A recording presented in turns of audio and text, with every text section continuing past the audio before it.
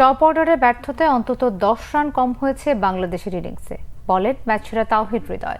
জিম্বাবুয়ের বিপক্ষে বিশ্বকাপের প্রস্তুতিটা ভালো হচ্ছে বলে মনে করেন তিনি। ওপেনার লিটন দাসের ব্যাটিং নিয়ে হতাশার কিছু দেখছেন না হৃদয়।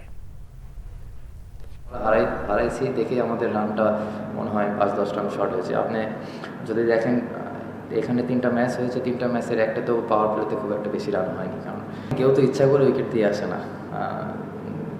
লিটন ভাই বা যারা টপ অর্ডারে ব্যাটিং করছে তারা সবাই ট্রাই করতেছে নিজের বেস্টটা দিয়ে। একটা প্লেয়ার প্রত্যেকটা সময় ভালো খেলবে না, এটাই স্বাভাবিক। উনি কি প্লেয়ার বা ওনার স্ট্রাইক রেট নিয়ে অনেক কথা হচ্ছে, শুনতেছি আপনারা বলছেন।